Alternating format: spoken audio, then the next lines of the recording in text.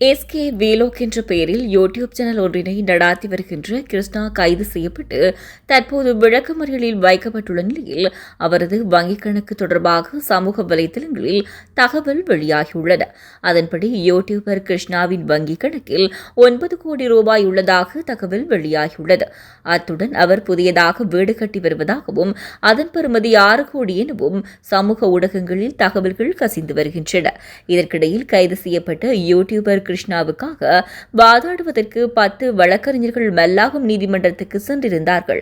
எனினும் பாதிக்கப்பட்ட குடும்பத்தினர் சார்பில் போலீஸ் உத்தியோகத்தர் ராகவன் தனது கருத்துக்களை முன்வைத்து சர்ச்சைக்குரியவருக்கு பிணை கிடைக்காது செய்தார். போலீஸ் உத்தியோகத்தர் ராகவனுடன் 3 வழக்கறிஞர்கள் இணைந்து மல்லாகம் நீதிமன்றில் பிணை வழங்கக்கூடாது என்று வாதித்திருந்தமை குறிப்பிடத்தக்கது.